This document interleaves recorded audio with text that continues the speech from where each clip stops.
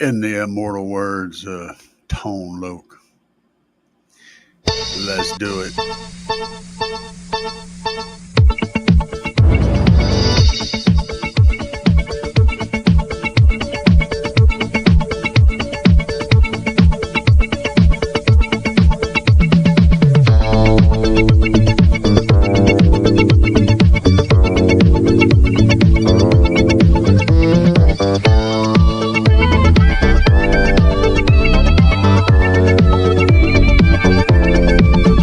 3, 2, 1. Contact, it's the secret, it's the moment when everything happens. Contact is the motion, it's the reason when everything happens. Contact, let's make contact.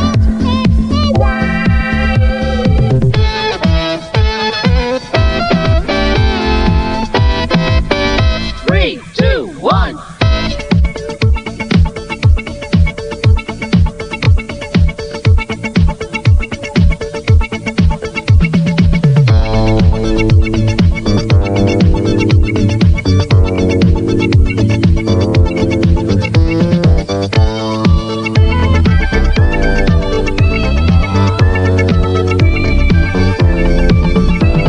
Three, two, one. Contact, it's the secret, it's the moment when everything happens. Contact, it's the answer, it's the reason why everything happens. Contact,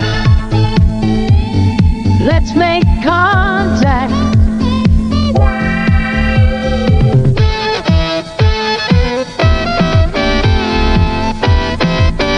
Three, two, one. Contact, it's the secret, it's the moment when everything happens. Contact, it's the answer, it's the reason why everything happens. Contact,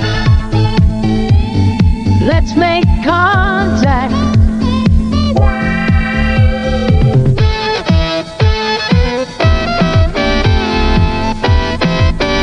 Three, two, one.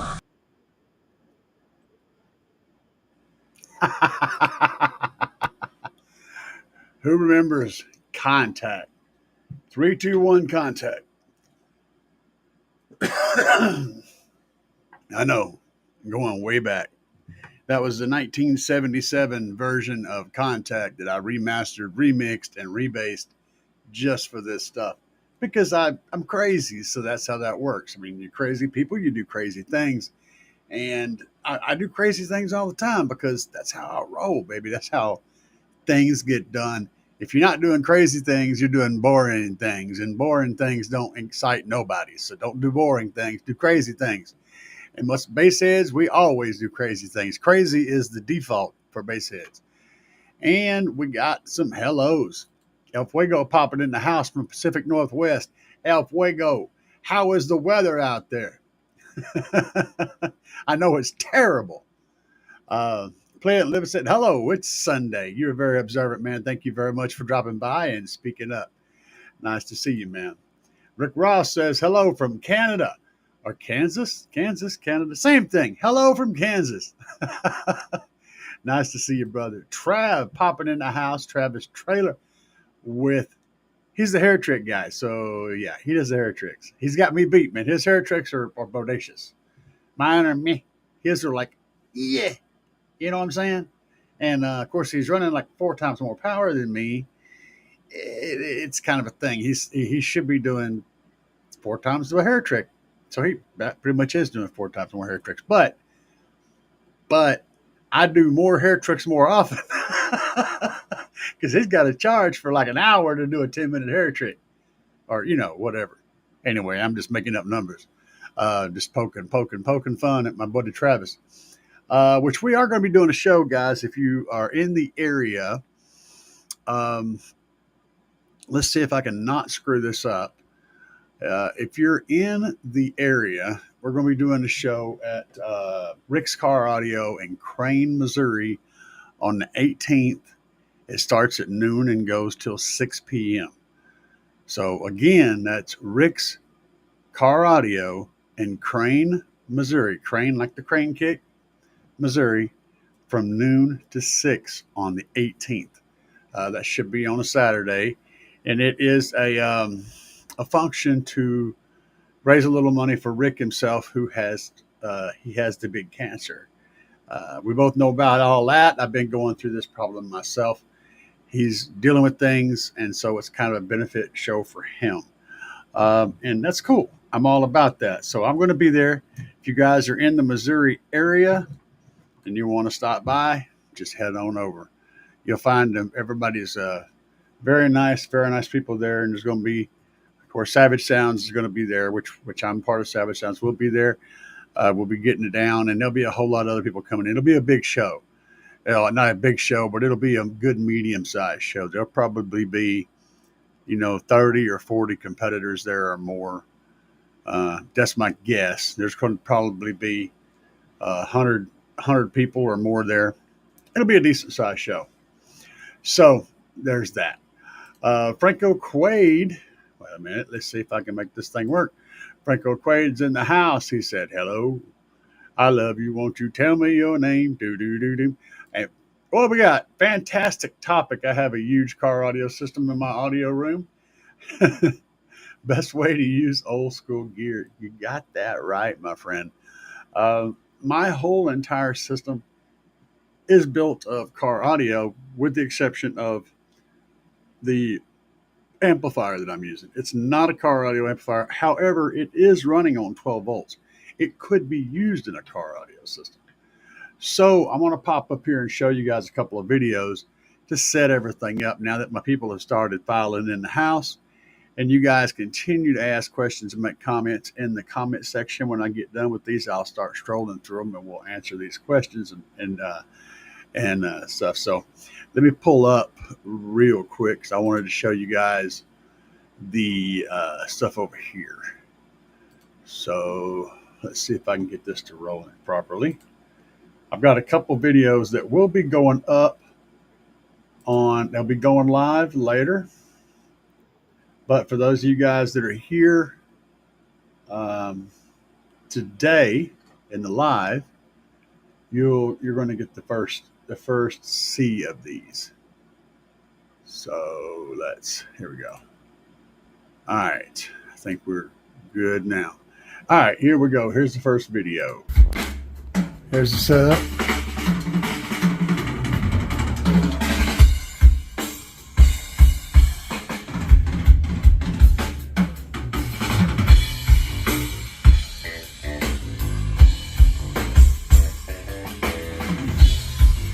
Got the kicker over there in the barrel. That's where that sub's coming from.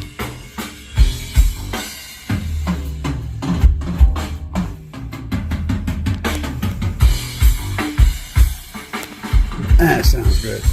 Working on a stand for my highs at my computer station. So I have my highs up, projected up over my monitor, but back behind it. Well, it'll make sense when you see the whole thing go together. For now, I've got it glued and brad nailed. I'm just going to shoot some paint on it. And I've already sanded it. Yeah, it'll all make sense here in a minute. But we're going to get a little black on here, and then we're going to put some battle liner on it, I think. Make it look like something, you know. It ain't got to be pretty. Other than you guys, no one's ever going to really see it. It'll be behind my monitors on my desk. For me to have some highs up high, I'm going to run 6.5 mids, which I've already got in there. Right now I'm running 6.5s that have a coaxial built into them. But I'm going to run just regular 6.5s there with no tweeter. And this side, these are going to get a little coaxial. mounted inside here from the back.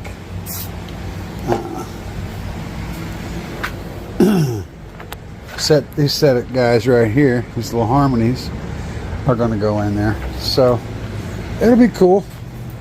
Let me get this paint dry. Let's shoot a little bit of this bed liner on here.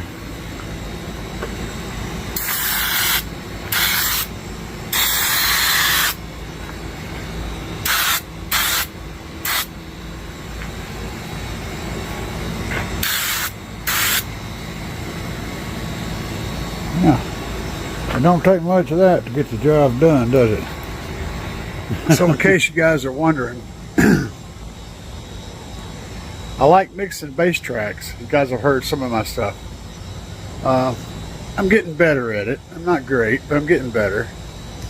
The thing is, I like to mix using car stereo speakers as my source that I listen to, because that helps me to get the tune that makes the most sense for a car. I mean, ultimately it would be better if I could mix it in my car, but I do proof listen to it in my car. However, mixing it using these as my monitors helps me to get the mix the way I want it to sound. That's why I use the monitors. Plus, I've got so much car audio stuff, I just use it for that. You see, here's my current disaster of a setup. Believe it or not, this is my computer, this little box right here. This is my little amplifier. This is my control for my lights. All up here. Monitor splitter. I got a monitor that hangs up there. That's for the back side. And I got two monitors here. And then, yeah, power supplies. Anyway, that bar that you're looking at that I was showing you, it's going to sit right on top of this and come out here and then come up. So it'll be up above this monitor and up above that monitor. And right now, back in here, I've got two 6.5-inch coaxials, but they're behind the monitor, and they are these guys, Alpha Sonics. They sound pretty good, but I'm going to be replacing these. I'm going to leave them behind the monitors like this. I'm going to be replacing them with probably these recoils, a pair of recoils. Yeah, I'll probably put a pair of recoils in there. And so they'll be, you know, that, and then I'll have the little guys up here, and they'll sound real good. But we got to finish working on those guys. And I'm also going to try to organize this a little better, although I don't know what I'm supposed to do with all these wires. There's so many wires. When you're doing this kind of stuff, guys, there's tons of wires everywhere. Now also, I'm going to mount these guys from the back here, like so. They'll be just like this, firing through the hole. And the reason for that is, well, there's two reasons. One, my hole saw wasn't big enough to cut the hole quite big enough. It's just tiniest bit short. But ultimately, the other reason I was already considering doing it is because of where your speakers are normally mounted in a vehicle. They're normally coming through the space where they're getting directional and pushed. So I figure it can't hurt. I'm trying to simulate that environment as much as I can within reason, and that seems to be a cool idea. So this is going to be the side that's aiming towards my computer, or towards my position. This will be running along the back here, and I'm doing it that way so that I can push these guys as far forward as I can and screw through this into that other box to mount it down there. So that's the whole concept in a bag. All right, we got our speakers attached, so now we just got to do some wire work and get everything cleaned up. All right, we got the speakers mounted and looking good. Got the wires ran back there. I wanted to keep them spaced out because where I'm going to be hooking them up is spaced out. So that's run over there. I went ahead and shot a little black paint on them just to hide them, and they got little ties to hold them down a couple of places. Should be just fine. All right, guys, listen. is what I'm hearing.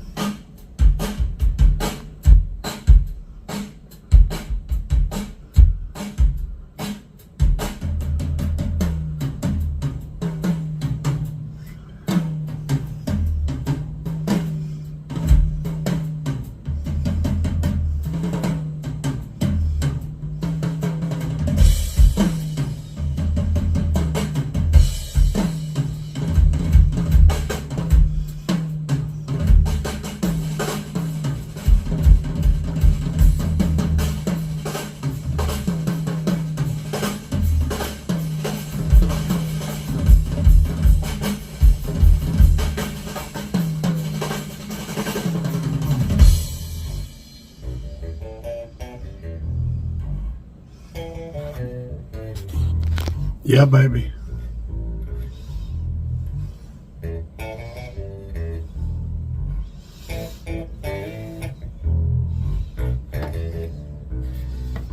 It's over there.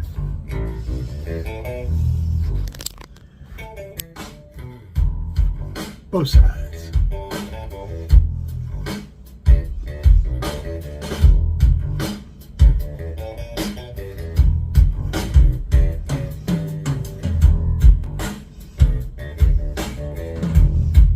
Sounds pretty damn good, right? Here's the setup.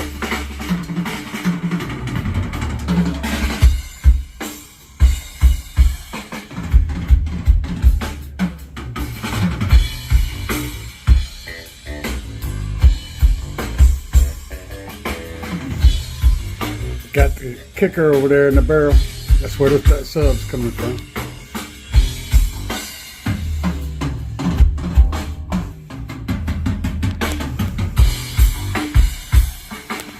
That sounds good.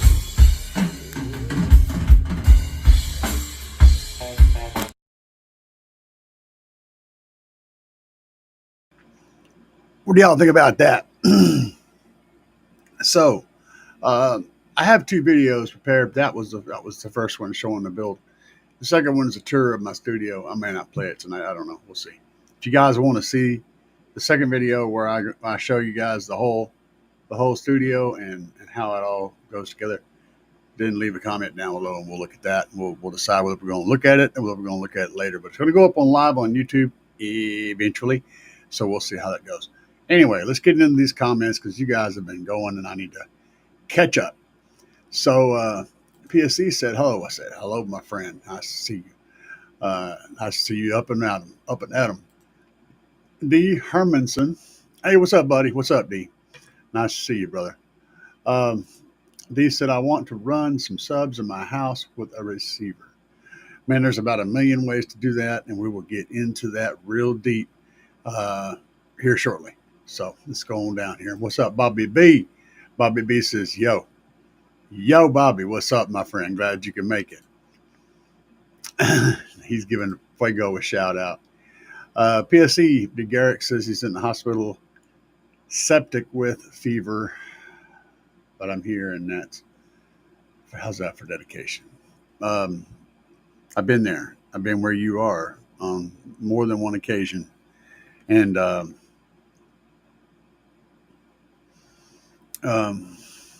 man, there ain't there's no positive to that, really. It just sucks. I'm sorry to hear that. Just, I guess, enjoy the hospital food. But I can't even say that because it sucks too. I will say that the tuna sandwich late at night, if you hit them up for a tuna sandwich, it's usually pretty damn good, man. Tuna sandwiches are on fire. So eat a good tuna sandwich tonight for me, man. Fuego says, I need that Trunk Thunder 5K battery from Audio Room. Yeah, it worked real good, especially if you're running something like a battery tender, but it needs to charge a little bit higher. That's the difference. I mean, really the biggest difference in between charging lithium and charging a regular battery is the voltage level. I think that's the only real difference, is the voltage resting level that it rests at.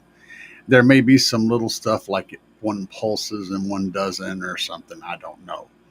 I'm not an expert. But from what I've seen, the only real difference is in what level the voltage is that they try to attain. That's from what I've seen. So if you've got a small, like 2 amp charger or something like that, 2.5, 3 amps or whatever, uh, that can uh, that can throw down and charge over 13.1, like 13.5 or something like that, it worked great. And you could hook that up in the background. You could also use, like, I'll tell you guys a great place to get. Yeah, I should do that. I should do that right now. If you're looking for, because we're already in this. This is what we're talking about tonight. If you're wanting to run home car audio in your house, or or you also want a UPS, an uninterruptible power supply for your computer, for any other devices that you want to not go off when the power goes off, router, modems, and all that kind of stuff. If you know somebody that works at a hospital, okay, especially somebody who works in maintenance at a hospital, you've seen those carts that they push around in the hospital. They roll it in the room, okay, they plug it into the wall, and it's got like the monitors and all the machines that hook up to a person while they're in the bed. And those carts are all the important stuff that's going to do stuff for that person, whatever that stuff is. It could be a respirator, it could be all kinds of stuff. The key is, though, those carts carry their own power supply. They have batteries in the bottom of them, and then they've got a battery charger and a power inverter built into that. And whenever the batteries start showing signs of being weak, or after a certain period of time, regardless of whether they're weak or not, they pull the whole cart out and put a whole new cart in. They don't replace the batteries, they replace the whole damn cart. Those carts get thrown in the dumpster. With batteries, the whole kit gets thrown away. The charger, the inverter, everything. And this is all medical grade shit. This is really, really nice stuff. If you know somebody at a hospital, you get yourself one of those carts or a couple of them. When they're being tossed out, you can get a sick ass battery charger, probably two perfectly fine batteries. They usually run two in there, and a really, really high end power inverter. Now, on your car audio stuff, you can hook up straight to the batteries and pull off of them for your 12 volts, and you can hook up to the inverter for your AC stuff that you want to keep online when the power's off. And then power goes off, and your shit will just still go until it runs out of juice. They're really nice setups. Those carts are really, really cool, and they chunk them all in the trash. Yeah, no kidding. So that's a heads up on a place to get a really, really good power supply for a home audio system and a UPS for your computer that you can put a couple of AGM batteries or a couple of lithium batteries in if the batteries are shot, and just have a brand new setup, super high grade, that'll last for eons. Um, Bobby said, "Boy, go buy me one too." You're damn right, man. Um, Dee's giving Garrick a little good, uh, good message there. And PSC, Trunk Thunder is the best. Yeah, no doubt, man. I'm all about it. Fuego said, "PSC, my prayers are with you, brother." Uh, Man, I can't get down to the bottom of this. Oh yeah, Jason. Jason said, "Open baffle speakers." I noticed this when I was playing the video, but I was want to let the video finish. Yes, they're technically open back speakers, um, and I know the terms are kind of whatever. The point is, there's nothing stopping the back waves from getting to the front, which is fine for really high frequencies, because the high frequencies are so short. The frequencies are so tiny that just the distance of going around the speaker is enough to stop them from interfering. So anything over about 100 hertz is not going to come around very well, especially when you get up into that 500 to 800 hertz range. They just don't interfere. Now, what's cool about it is, with an open back, is a couple things, two things. One is, if you got them somewhere near a wall, they'll actually bounce off that wall, and the sound comes back, and it creates kind of an ambiance in the room. You may not notice it until you take it away and then put it back, and then you'll see it. But it creates kind of a life to the room. It's pretty neat. The second thing is if you're behind the speakers, you're still getting sound like you're in front of the speakers. So, as I have a listening position on the other side of my desk, so you can see the wall behind me right now, and then in front of me is my monitors. Behind the monitors is my recliner, and up here I have a TV, which gets signal from my left monitor. So I can sit back there and enjoy the sound like the speakers are facing me. And of course, the bass gets around anyway. I don't care. I just need the highs to be pointed that way. So I got essentially you're creating highs that point this way and highs that point that way. Kind of cool, right?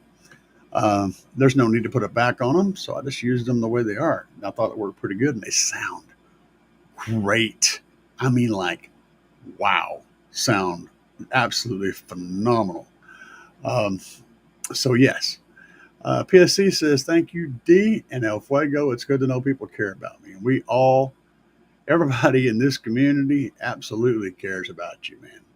We all care about each other, and I've seen that over and over and over again from all you guys. I mean, like, it's unbelievable how wonderfully good-hearted and kind-hearted this community is to each other, to myself, and to their own people. We're all good people, and I appreciate having you guys around me to be able to rub off all those good vibes, rub off on me, and that's good. I try to do my best to do the same for everyone that I interact with. I try to rub good vibes off, man. I don't want to leave no kind of bad juju on anybody. You know what I'm saying? If someone's having a bad day, my objective is to improve their day just the tiniest bit. If I can just make them smile one time where they might not have smiled, make them laugh one time, take their mind off of that stress just for a second, then I've done something to improve their life. And that, if I'm going to affect your life, I want to improve it, not make it worse, no matter what's going on. That's just the way my mind works. Okay. Yeah, no doubt, man. Thanks, Jason. Oh yeah. Yeah. PSC did do an unboxing of his RGB speaker rings. They look pretty nice.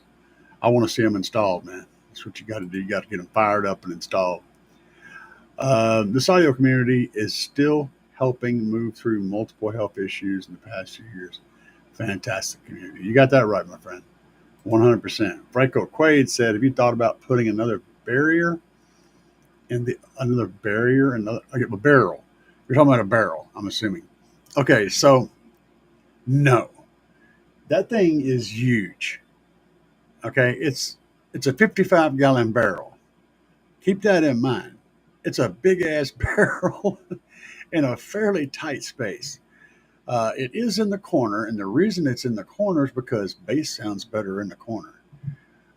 So, you guys ever heard about the subwoofer crawl? The subwoofer crawl, you set your subwoofer up in the middle of the room, or you set your subwoofer where you're planning on being setting at, okay? Where you're planning on listening to your music at. You set it there, and then you get it playing, and you crawl around the room and listen for where the bass gets hot. Give me just one moment, guys. I need a break. I got to run to the restroom. I'll leave you guys with the crushing on these tacos, we buy the fiesta. Guac on the side, man, you know it's the best. Lettuce and salsa, stack it high, make it pop. Crunch in my mouth, can't stop, won't drop. Sliver scissor in, flavors cold is so sweet. After one taco, I'm in for a repeat. Bite after bite, got me dancing in my seat. Hitting up the taqueria, can't face defeat. Taco love in every single bite. Feeling good, every feast on.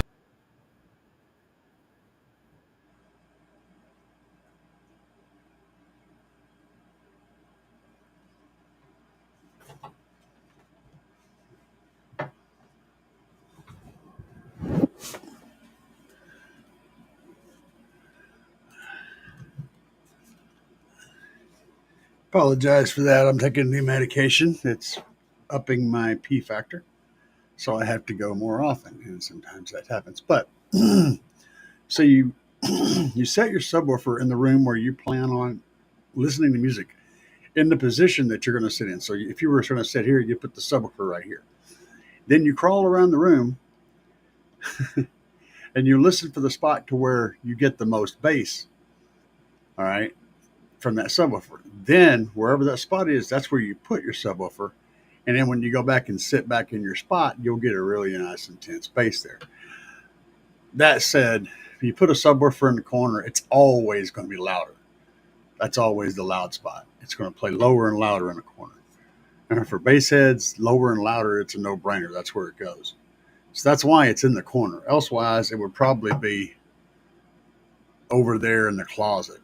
It might actually be pretty good in that closet. I don't know.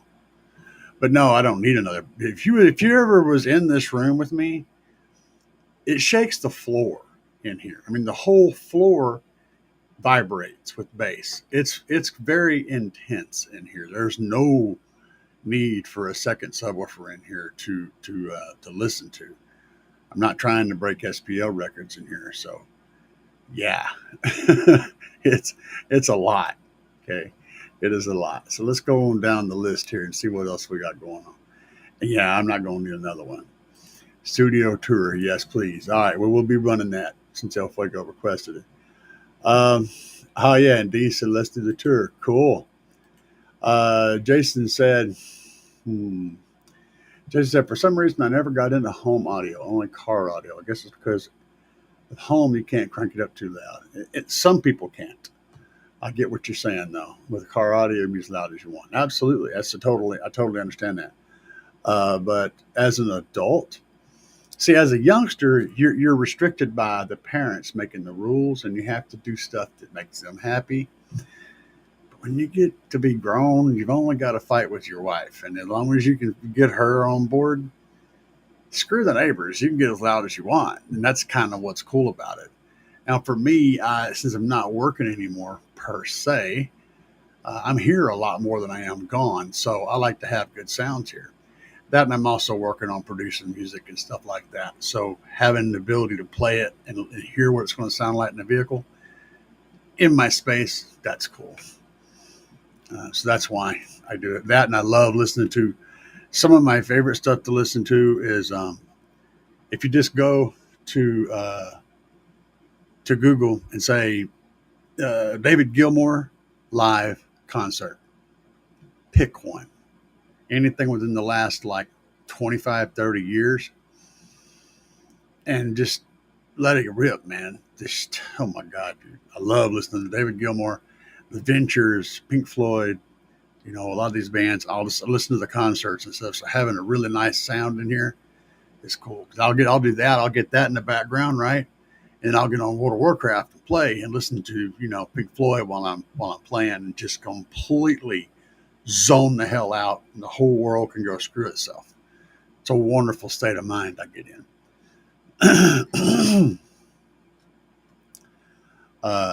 PSC says, I love everybody said community more and more. Andy couldn't believe it last night when he heard about me. Yeah, no doubt, dude.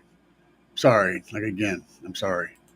The barrel is so big. If you wanted more output, just add another 10 into it. Exactly. And like I said, honestly, I'm only putting 50 watts on that barrel. And that's if I got it crunk, like pegged. And I usually don't. You would not believe how efficient that thing is. Like, I'm serious, guys. If you're ever here, and if you ever come by, you're welcome to have a visit. We'll sit in here and kick it. You'll see, you'll be like, wow. I mean, just wow, crank the little bit of power I'm putting on that thing and just how much bass comes out. I have to turn it down because it doesn't blend right. It actually overwhelms everything in here. It's crazy. It'd probably be stupid with a 6 in it. And it's only got that little 10 in there right now, but it just hammers, dude.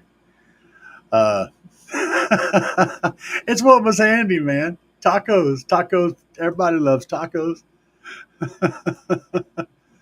Sub crawl. Yeah, right.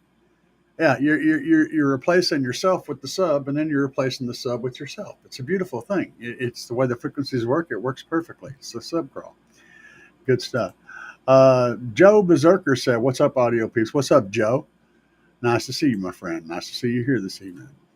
Taco stand by is priceless. All right, guys. So let's get back to this. I want to pull up this other video. It was voted on twice, so it shall be. Let me get over here and get it ready. And no elegant way to do this. Okay. Yeah. All right. So let me get the thing. Get the thing here. What are we doing here? What are we doing? Where are we at? What did we do? I blame El Fuego. All right, we'll just do it this way because I'm having trouble figuring it out. Can't look at it. I just can't look at it. All right, that's not it. That's the wrong screen. Replace with screen. Here we go. Share. All right. Here we go, guys. We're on fire now. All right, from the back, my station is a disaster. I've got a subwoofer sitting down here.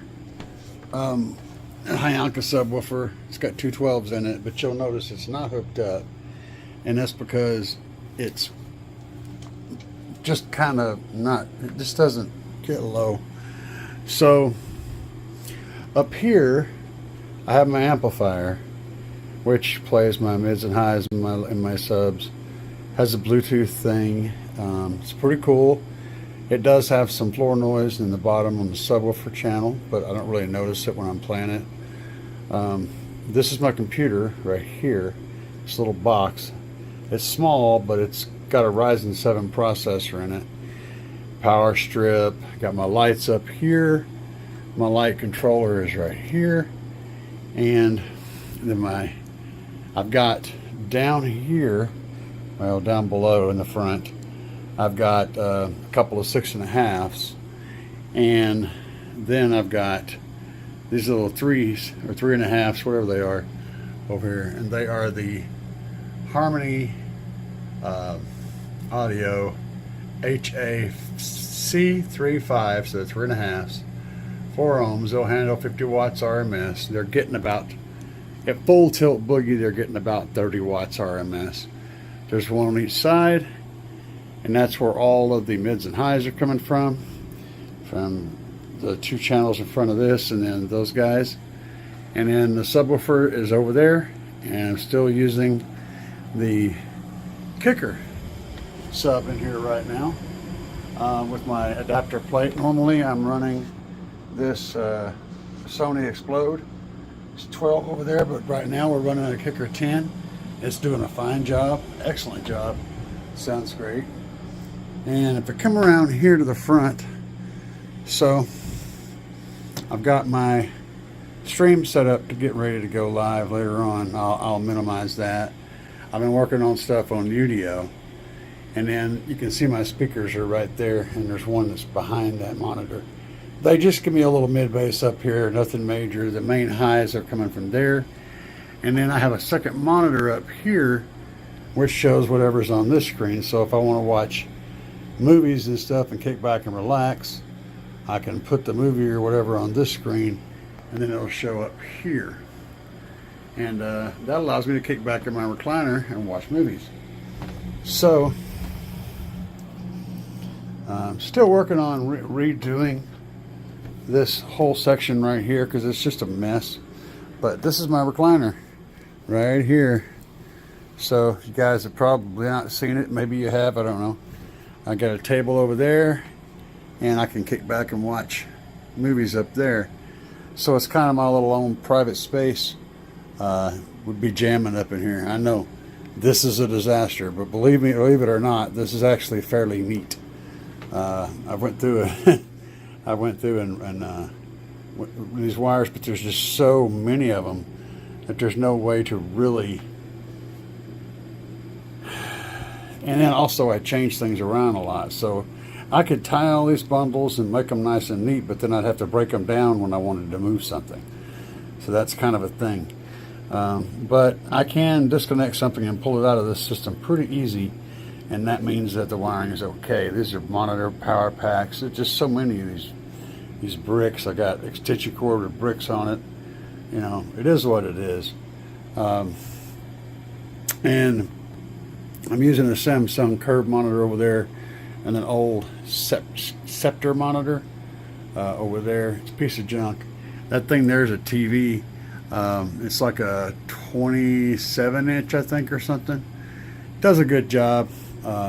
Plays stuff real nice. And of course, got my big Jeff banner back there, and my new fake leather, my new fake leather chair, which I really like. I bought that. Bought my wife one that was identical, except hers is black. If you're ever wondering about the whiskey bottles over here, let's talk about that. So this one was from my 50th birthday, and as you can see, it's no longer contains alcohol. That was the last drinking that I did, was on my 50th birthday, and I really didn't drink much before then, but I drank all of this on my 50th birthday, in a couple hours actually. And this was from 2014. This when my dad passed away, and I bought this and finished it off. That was my drink from my dad when he passed away. And this, a friend of mine bought for me and brought it home, gave it to me, and it was full when they brought it home, and it's still sealed up. It hasn't been opened, but the whiskey gods have taken that much of the fluid, so there's only that much left in there. Isn't that crazy? Now this Jose Cuervo here, which is mostly full, my friend bought this one night, come over to hang out. He bought this, and he bought some beers, and he drank that much of it, and that was the last time he drank also. And he left the bottle here, and I've still got it, and he hadn't drank anything since then, and I don't drink really. This is like, I don't know, 2014. It's like 10 years of alcohol consumption right here. All 10 years is sitting right here. And I didn't have any of the Jose Cuervo that night, but I did keep it, and it's still here. You know, I think about it every once in a while. I think maybe I'll take a drink, but I never do. This old Jack bottle, man. I can still turn it down, but you know, it's not really my jam. So, but that's what these guys are for. If you're ever wondering about them, they all have a sentimental value to me. So there we go. Got the kicker over here. I did the thing with the air conditioner and put some stuff around it, on inside and outside, to help seal off the noise of the neighbor's dog when he goes to barking. But this is my setup. That's where I jam. I got stuff all over the desk right now because, like I said, I've been working on things. But yeah, so there you go. There's a tour of the studio, and also showing you guys these little Harmony speakers. So they're pretty cool. They do a good job of getting me some sound up here in my space, and the open back is cool because when I'm over here watching movies and whatnot, I get the sound, good clear mids and highs come out of this open back, so I get good sound over here. And if you're wondering about open back speakers, if you set them up closer to the wall, you end up getting lots of refractions off the wall, so it can kind of create a nice surround sound. It kind of depends on your situation, but there is a possibility of using stuff like that and making it work. But yeah, this is the tour of the office space, man. This is where I do the stuff. Got corn chips over there on my shelf. I got products, and I got corn chips, and I got some flags and different banners and all kind of stuff is over there. The old tripod that I've had forever, old survey and instrument tripod. Yeah, got the guitars hanging over there. Got one over here. I need to hang up. There's one more over in that corner. I need to go hang it up, but I hadn't got the hanger on the wall yet. So yeah, there's the office. Cool times, right?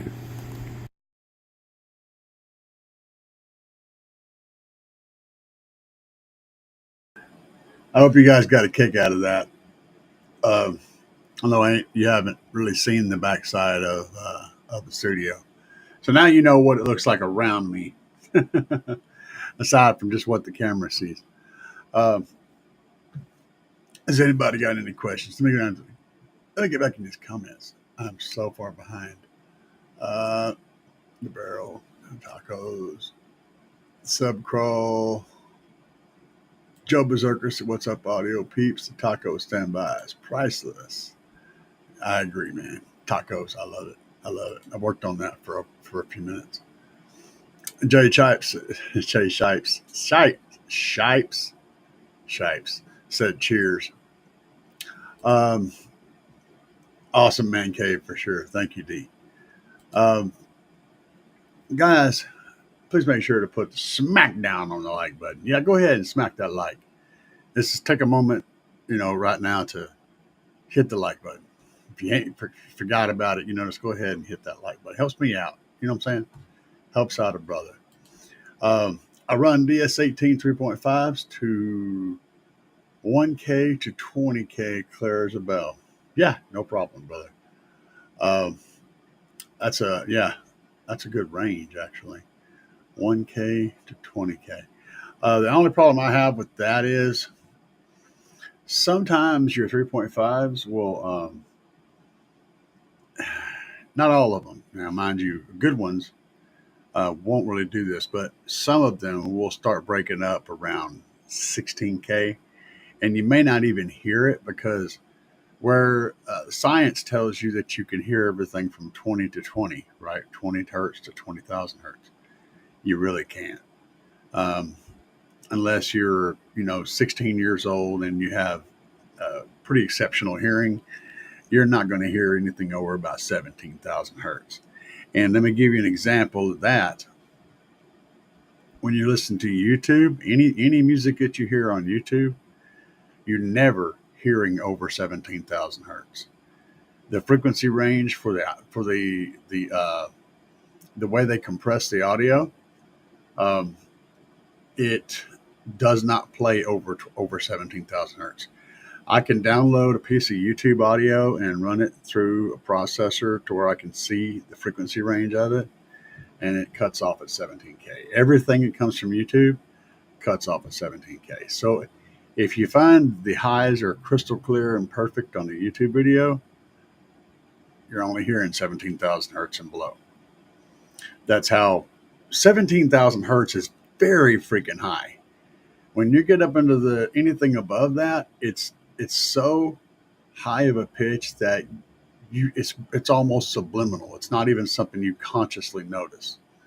Um, so yeah, it's crazy how much of a difference that is. 17,000 hertz takes it to the roof for 99% of people. PSC says, guys, I'm going to get some rest. Yeah, man, you do that, and be sure and hop up tonight. You got a few hours left. Hop up tonight and get you a tuna sandwich, man. Torture the nurses a little bit. You get what you can. You know what I'm saying? Uh, peace out, Jason. Thanks for hanging out with us, and it's good times, brother. Rick said, "Rest up, rest up." Franco said, "Rest up, get better." Um, hey, there's Robert popping in. What's up, Robert? I got the big giant Brad nailer out and put it to work building this thing that I've been talking about in this live show. I scared the cats with it a little bit too. So I chase them around with the drill, and they run. This thing was a whole nother level. It's like a 20-pound Brad gun, big, huge, rechargeable Brad gun. And so yeah, it was pretty funny. We had the cats running around like idiots. Thing comes in handy. Man, if you guys ain't ever used or own a Brad gun, a nice rechargeable Brad gun, brad nails and whatnot. That's a game changer, man. I mean, for sticking stuff together quickly. Holy cow, man! Because trying to screw something together, sometimes the edges are real small, and you just can't put a screw in that. That brad gun just and just shoots them right in there, man. It's a thing of beauty. Appreciate you a lot, Robert, for that. I put it to use, and I'm going to be using it more in the future, man. That thing's a game changer. Love it. El Fuego says audio room includes 125 amp DC power supply, JY power hybrid capacitor. Okay, so there's your power supply and your battery. The JP95 5-channel amp. Okay, that's a good solid amplifier for an audio room. A pair of Kicker Marine 8-inch coax. Nice mid-range. Nice.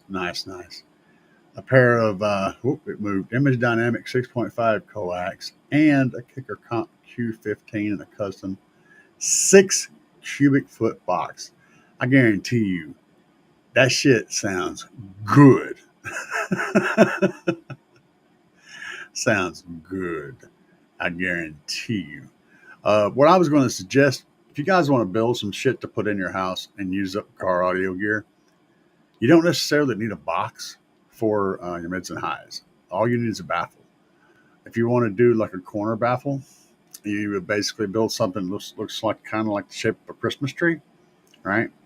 Put your tweeter at the top, maybe a mid in the middle, and then a larger mid down to the bottom, right? Put a crossover on it. Set your subwoofer up in the corner somewhere, and just get your mind blown. It don't need to seal off. That bottom section needs to be a little bigger to block for that larger speaker to keep the sounds from coming to front to back as easy. It'll play down to 100 hertz, no problem.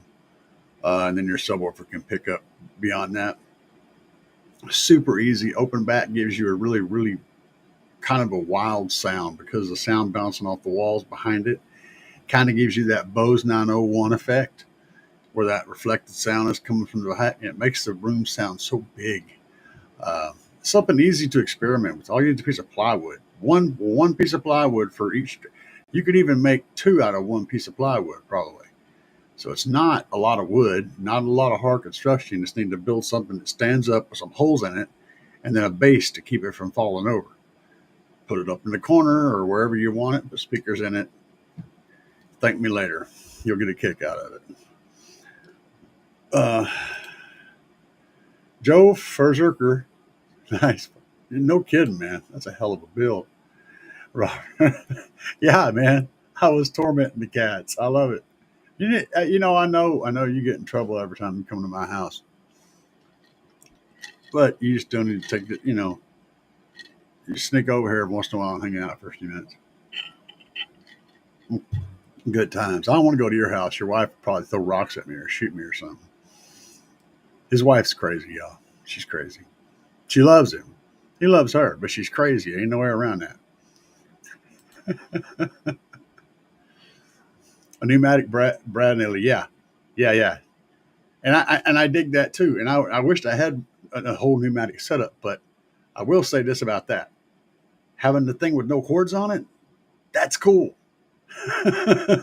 It's heavy and it's bulky, but there ain't no strings on me. You know what I'm saying? There ain't no strings on me. Ain't these strings? Who was that? Freddy Krueger? Or I don't remember. But anyway, yeah. Having no cords means you can turn it upside down and stick it up inside there and do whatever. Yeah, that's kind of cool, man. Yeah. He says you're welcome. And Bobby B, what does Bobby B have to say down here? Bobby B says, when Fuego gets that trunk under 5K, he needs to send me the JP cap combo. Yeah, baby. You got to talk that out with him. So, you guys out there in the world have your batteries laying around. Batteries. Boy, my brain is. See what y'all did to my brain? Y'all did all of it. Y'all did that to me. I mean, that's a side effect of listening to Bobby B and El Fuego and everybody, because my brain starts malfunctioning. You got these car audio speakers laying around. It could be the stock speakers out of It could be the stock speakers out of, whatever vehicle you pulled them out of when you put your new stuff in there. Or it could be, the new, the stuff that you replaced, right? With newer, cooler stuff. You got it sitting around. The only difference is really between um, home audio and car audio drivers. Well, there's a few differences, but one, home audio drivers typically do not have a coaxial option. That's not really an issue, but they just don't because they don't need to. The coaxial system setup is mainly there to save space because you don't need to have, damn, you don't need to have the tweeter and the mid and the mid woofer and all that. They don't need to take up all these different places on a baffle. They can all be concentrated into one small space. That's because of space restrictions, but that doesn't necessarily make it bad. I'm using coaxials up here on my little sticks, They work just fine. One of the big differences between car audio and home audio is the car audio equipment is designed to be able to handle humidity and weather and huge temperature swings and all that stuff. Home audio, none of that. Also, car audio stuff is designed to play in an infinite baffle where it doesn't need any enclosure behind it to play properly. That's besides the subwoofer. Subwoofers both ways, but all the other drivers are designed to go in the doors of a car or in the trunk, on the dash. There are places where there's no real compression of air inside to support that driver cone. Basically, you just got a baffle to keep the sound waves from coming around and getting back to the front. Because a box does two things. A baffle does two things. And a baffle can be infinite, meaning it goes all the way around and back around on all the sides and creates an infinite baffle. A baffle is just the front part where the speakers go into it. If that baffle goes out in all directions infinitely, it is an infinite baffle. Also, if it turns and comes back around, it's an infinite baffle. So like if you put a subwoofer in your ceiling, then you have the walls, the ceiling, the floor, all that closes the back of the sub from the front of the sub, so it's an infinite baffle. Same concept. The baffle only blocks the sound waves from getting from the front to the back. The enclosure acts like a baffle, also acts like a suspension system. And for a home audio setup, that enclosure contains a certain amount of air that you have to compress. And as that speaker is moving in and out, it's compressing and releasing on that air. That helps to control that cone. Well, for a home audio speakers, that's a thing because the home audio stuff, you got an infinite amount of space that you can use up. So you can have these boxes and everything. So they build them, design them to go in the boxes and all that. For a car, they don't. They build them to go into an infinite baffle. So the speaker itself has enough suspension to function without any kind of air cushion helping it. So that's the Q factor. Typically is around 7, around 7. Oh shit. The QTS is around 0.707 on mids and highs for cars. Okay, that's going to be your 6 inches, your 8 inches, anything designed to be playing mids and highs is going to be around a 0.7. And home, it's going to be all over the place. That's the big differences. I'm going to take another break, so you guys enjoy. Talk to you soon. Crushing on these tacos, we buy the fiesta. Guac on the side, man, you know it's the best. Lettuce and salsa, stack it high, make it pop.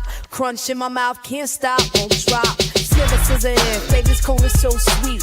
After one taco, I'm in for a repeat. Bite after bite, got me dancing in my seat. Hitting up the taqueria, can't face defeat. Taco love in every single bite. Feeling good, yeah, we feast all night.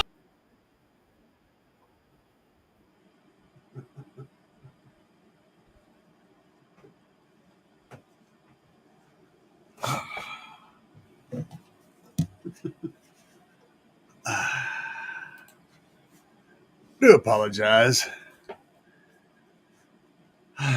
Life goes on. So, Yeah, that's the only two differences, really. The only differences between home and car. So sound should be roughly the same under the same circumstances. You can use car audio amplifiers as well in your home audio setup. I just chose to use something else because it was like $30. I got this thing for $30. I think it was. Did I even pay for it? I think I actually got it as a review product. The one I show in the video on top, up there by my computer itself, that little amplifier. I've got a video about it where I do an amp dyno on it with the blue barrel as the as the call it the load, right? The ohm load or the load cells. I use an actual subwoofer for it. It does a good job, does a fine job, and does all the stuff. And I don't have to worry about having a battery and stuff in here. But I want to ultimately set up over there where that shelf is. I want to move the shelf to have it in front of the air conditioner. So you guys saw where the air conditioner was. So I want to move the shelf over to where it takes up the space where the barrel is. And the air conditioner is shooting through between two shelves. And then over in that corner there, where the two guitars are hanging up, I want to put a little desk over there to where I can do amp dynos. But I'm going to need to have a power supply set up for that. It's a whole lot of work for, stuff, things. Let's see here what we got. Have a pneumatic thing. You're welcome. Thing. Awesome. Whoa. I lose track of where I'm at on this thing. Okay, there's the power supply. He's trying to talk him out of his battery. I know there's a few things in here. Oh yeah. All right. So Fuego says, I have another JY hybrid that has never been used, but I got plans for it in the 2016 4Runner. And Rick Ross said, I'm craving tacos for some reason. I don't know why. Let me see if I can get this camera fixed, y'all. Watch this. Did that work?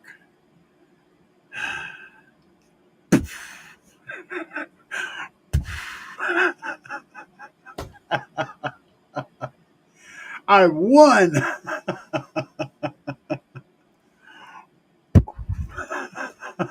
Sounds like explosions going off on a damn artillery range. And I'm one of the Americans out here that actually knows what the sound of explosions going off on an artillery range sounds like, because I've heard thousands of them, and it sounds like that's what it sounds like. There's no boom. It's just that's it. Pop. Yeah, baby. Hope I didn't blow up y'all's speakers. That was rude. I shouldn't have done that. I feel bad now. For those of y'all who, I know, what did you think you were going to see? Did you think you were going to get an education? I try to provide one of those as much as I can, but tonight it didn't really work. I'm sorry. You guys thought it was going to be an educational program. Ain't much to it, man. Just hook them up. I mean, all you got to consider mainly is most car audio stuff is 4 ohms, and most, home audio stuff is 8 ohms. You don't want to put, a 4 ohm load on your 8 ohm amplifier. That wouldn't go well. Beyond that, easy peasy, lemon squeezy. That's what I did in my office setup. I'm using and by the way, trying to use home audio stuff in a car, that's a different story. Remember I told you home audio stuff doesn't have that waterproofness?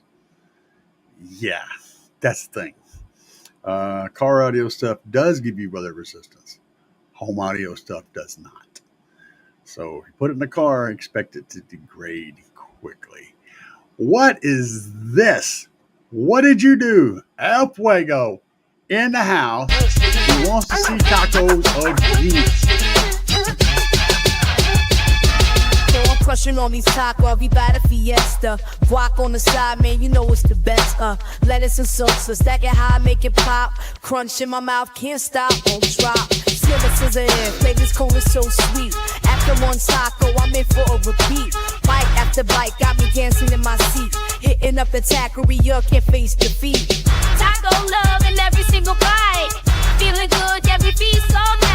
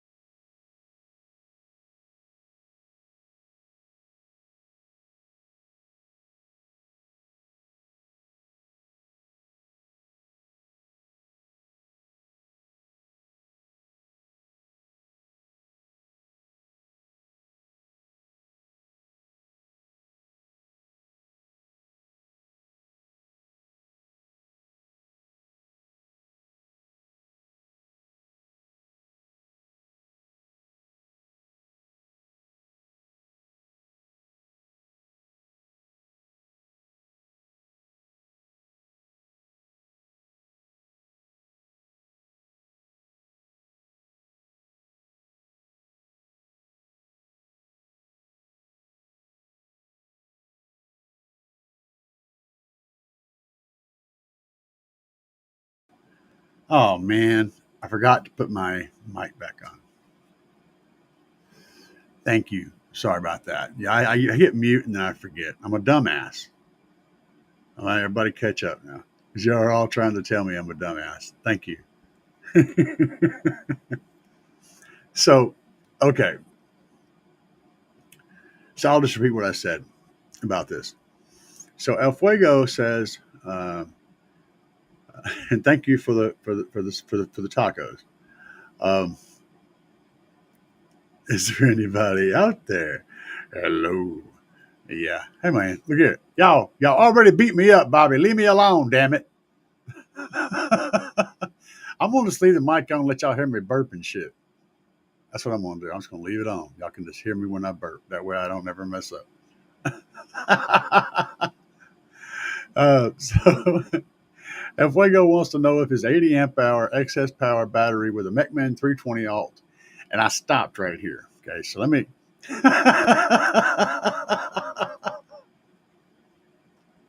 Bobby, you're rude, man. You're rude. I hope one of those damn goats bites you on the dick.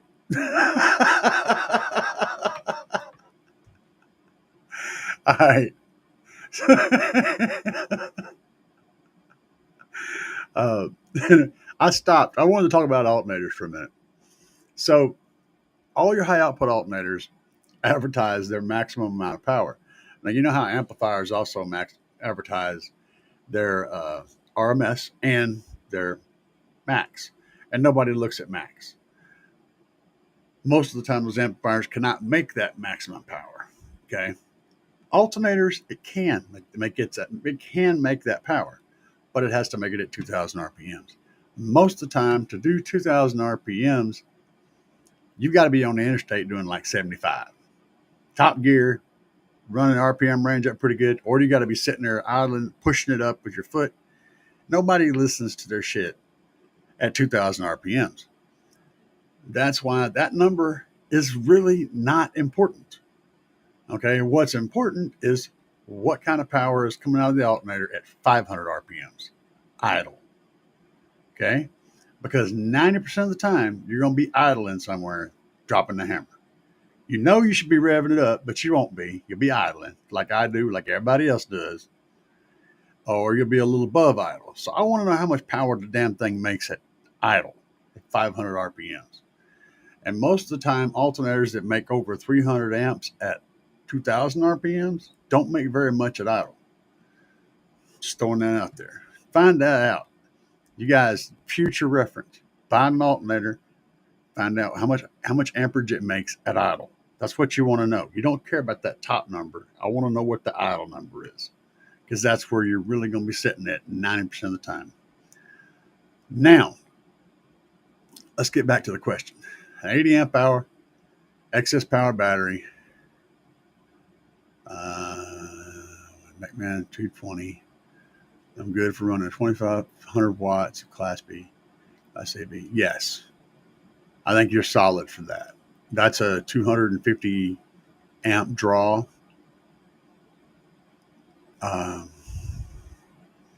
it's a 250 amp, maybe a little more, closer to 300 amps. You should be fine. That should be right on the money. A little more would be nice, but that should be okay. And if I was going to improve anything, since you've already spent the chunk on that alternator, I would just add another battery. If you have any issues, I would get a little bit more battery. That's what I would do. I wouldn't go unless you're going to buy a whole new alternator. But yeah. And it's everybody yelling at me about my sound cutting out.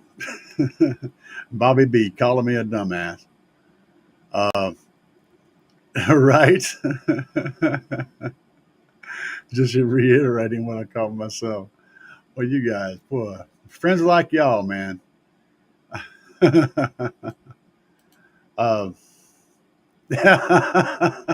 Next time, just send subwoofer smoke signals if the mic craps out. No, I just hit mute and I forgot to unmute it because I'm stupid. Told you. Bobby even called me on that. Real Cisco Montano says, I heard the other day that did lithium batteries are really supposed to be ran with high output. That you can run either way. It doesn't matter. Lithium batteries just require a slightly higher voltage. Just like any battery out there, you need to give it a little bit higher voltage than what it rests at. For standard AGMs or lead acid batteries, it's like they rest at like 12.7, 12.6, 12.8. And so you can charge them at like 13.5, right? For most lithium, the LiPo 4, I think what it's called, rest at around 13.1, and you can charge them. They charge fine at like 14 volts. You can charge them up a little higher than that. It's just a matter of how high you charge. You don't need a high output alternator. You just need a higher voltage. You need a voltage that's higher than what the battery rests at. Ideally, at least half a volt higher. That's what I would say. But anything higher than what it rests at is going to charge it. That's all you need to worry about. No, that's bullshit. So false. I'm running a JP23 in my living room. Yeah, there's a lot of people running. We've already been talking about that. There's a lot of people running car amplifiers in the living room.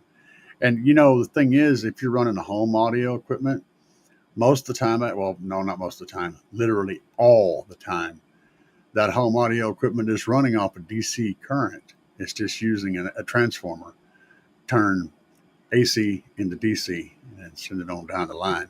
So you're running off of DC. It's just got a built-in power inverter. That's that's all it is, man.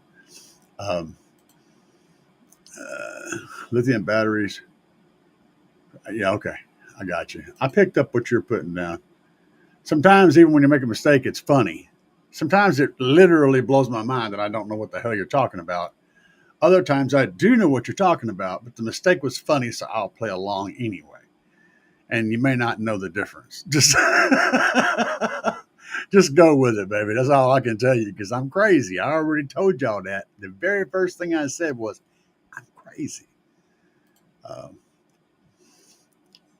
Jason said, I'm back. You always want to see the alternator dyno. Make sure you got plenty of output at aisle. Metman does the stuff right. And I feel you. I know they do. But I also know that typically when you're looking at 320, 340, 370 amp alternators, the really high amperage alternators at 20,000 or at 2,000 RPMs typically are less than at idle. They can literally be lower output than a stock alternator. Stock alternators are pretty much going to be putting out most of their power at idle, which is pretty crazy. Um, it's just some shit to keep in mind, guys. I'm not trying to say one is better than the other. Okay. I'm not trying to say any of that. What I'm trying to do is open up your eyeballs so that you know what to look at when you go to look at it. You're looking at something, you're going to drop $500, $600, $800 on it, maybe 2 or 3 of them, plus an alternator bracket, plus new belts, all that shit. If you're going to go spend a whole bunch of money on something, you want something that does what you want it to do, it's a good idea to know what the hell you're trying to buy. And that's what I'm trying to do, is make sure your eyeballs open and you know what to look for. You're not just going, oh, 320 amps, that's the one I want. It may not be. Use case. What are you going to do with it? You know, how are you going to use it? I don't know. I'm just going to put it on there and crank my shit up. There you go. Know what you're buying, brother. That's all I'm saying. Cisco, there's different lithium chemistries to different voltages. Yes, and I covered that. I just said with LiPo4. Other voltages, other chemistries have different voltages, and yes, you need the alternator that charges a voltage high enough above that chemistry so that it can charge it and bring it up above resting and let it rest whenever it turns off. That's it. It doesn't matter whatever it is. Some of them are 16 volts, some of them are 15 volts. You know, there's a bunch of them. So just make sure you know what you're charging. And as long as you got the voltage high enough to charge it, it don't matter if it's a high output alternator. It just needs to have a high enough voltage. And you can do that with a voltage regulator.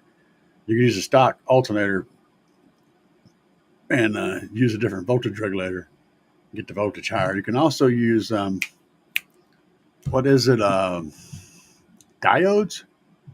Is it diodes? Jason, tell me if it's diodes or not.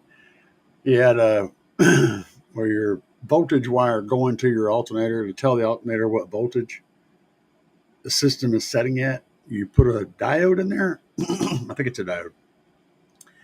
And it will reduce the number. So in other words, your voltage regulator will be going, normally it'd be like, oh, there's 13 volts. That's fine. I can just stay where I'm at, right? You put the diode in there and it goes, oh shit, that's, there's only 11 volts. I need to charge more. And it'll, and even though it's 13 volts coming in, the diode's messing with its brain. So it thinks it's only 11 volts. It's like having drunk vision. You look at the tough guy and you're drunk enough and he don't look so tough anymore. That kind of thing. So that diode will make the system see a lower voltage, and so it'll act as if the voltage is lower and pull it up. You can trick the system into charging at a higher voltage. And of course, stacking diodes will increase that effect. You may have hit and miss random luck making that work with certain computers on certain cars. So be sure to use the Google and research your stuff before you go doing that. But it does work 99% of the time. Fuego says, once an AGM is dead and won't hold a charge, is it worth anything besides a core charge? Man, I could do a whole video about that. I can tell you something that you can try if you're just bored. Okay? And you guys all pay attention because this is pretty freaking cool. And I've done it myself several times in the past when I was younger. You got a lead acid battery, AGM battery. It don't matter. If it's lead acid, it doesn't matter. And it's dead. I mean, it's dead. It literally won't come back, right? Put a bulb on it, whatever you can, get those cells to all the cells to completely die to where they're zeroed out. Then put a charger on it, old school charger that doesn't look for stuff. It just starts putting out power, right? And flip it. Put the positive cable on the left and on the negative, and put the negative cable on the positive. Flip it. Charge the battery backwards. It will charge. And it will work that way. As long as you put whatever you're trying to run off that battery, you hook it up backwards, it'll work. You can run it like that. It's not going to be as good as a new battery, but it will work. And you can run it like that for a while, and you can actually rejuvenate the battery to an extent to an extent. And then once you've done that, you can drain the battery again to where it's hammer dead again, and then reverse the pack and put it back in the right phase and charge it back up, and may be able to get more life out of it. But this is something that you do because you want to play with the battery, or because the battery is something special that only fits this thing and needs this specific shape or type of battery, or maybe it's a 60-year-old battery that goes in some antique thing. You might get it to work a little more. It's just for fun or survival. It's not something, you want to do for a daily vehicle. But yes, you can charge it backwards. You just got to kill it dead, and then 2 more in the head to make sure it's dead. And then you just flip it over and charge it in reverse. And if you got a smart charger that you're trying to use to do something stupid like this with, and you hook it up to the battery and the smart charger goes, it's too low, I can't charge that, and it refuses to start. Take a 9-volt battery, run your little wire over there, hook it up to the smart charger, to the leads, put it on the battery that you're trying to charge, run your little wires from your little 9-volt, hook them up to the things, positive and negative, and then whenever you hit the button to do it, it'll see that 9-volt battery and go, oh, I can do that, and it'll just start charging the damn thing. Pull the 9-volt battery off, and it'll continue to charge the piece of shit that was hammered dead. See, I'm giving you guys multiple freaking tricks today. All the good stuff. Holy cow. Hit that subscribe button. Hit that like button. Show some love. I'm dropping the hammer on y'all tonight. Like, mind blown. Try it. One more problem solved. Jason said, Fuego, you might try those rejuvenation cycles on some battery chargers have. If it doesn't hold a charge, it's junk.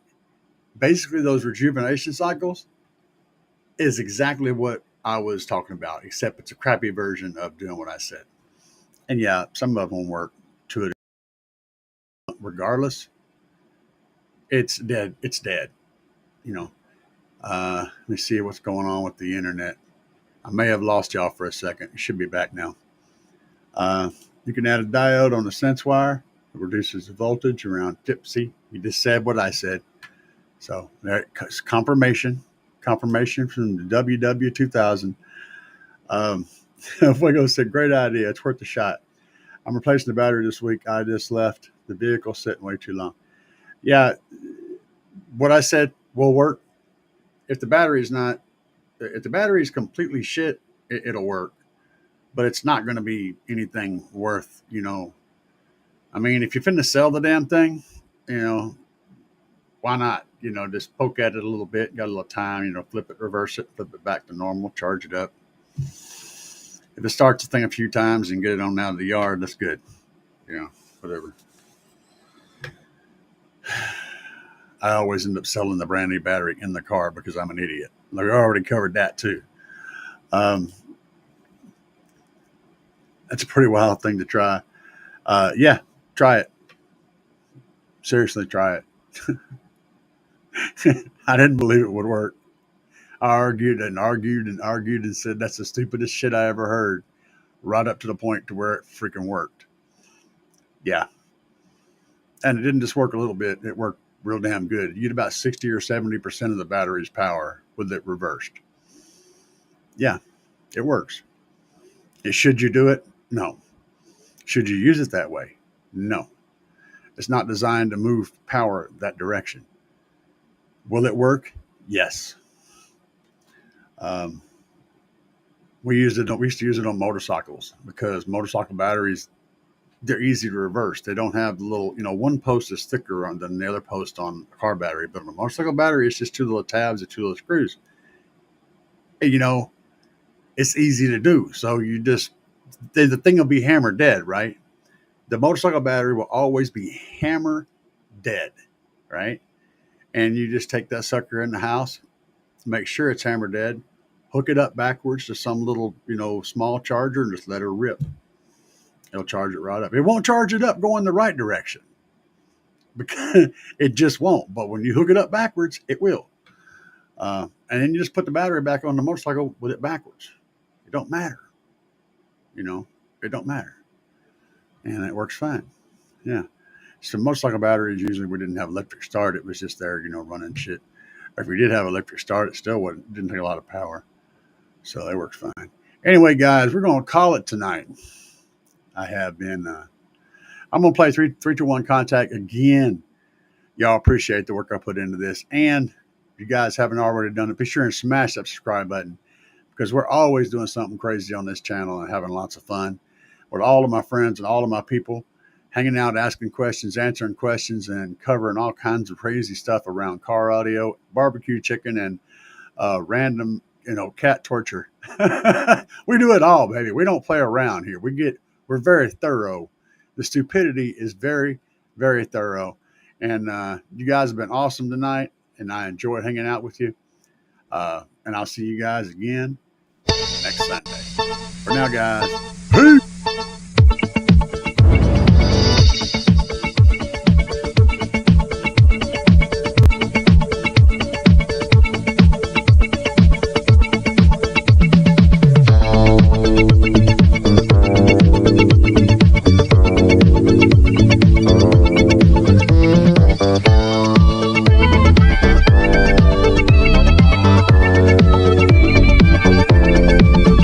3, 2, 1. Contact, it's the secret, it's the moment when everything happens. Contact is the motion, it's the reason when everything happens. Contact,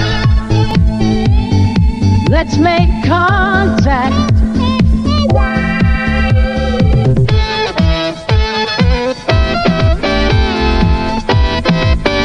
Three, two, one.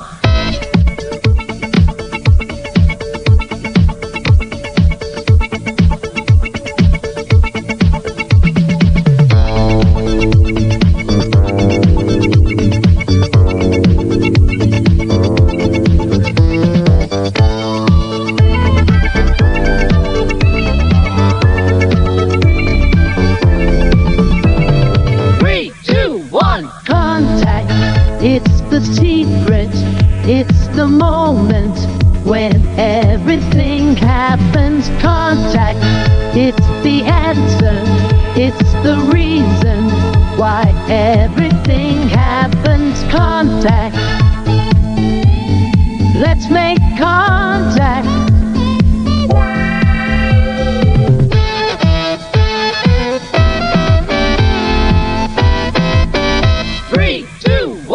Contact, it's the secret, it's the moment when everything happens. Contact, it's the answer, it's the reason why everything happens. Contact,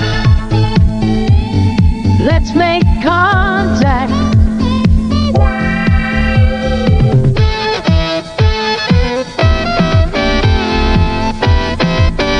Three, two, one.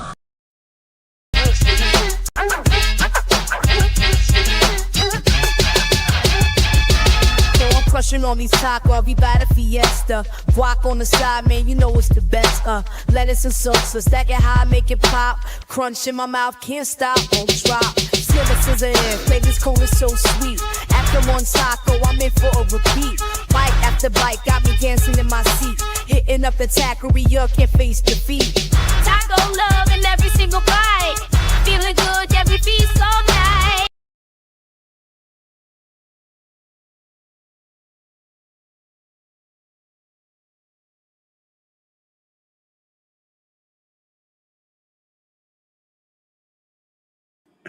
Yeah, the Spider-Man dance is a bit creepy, isn't it?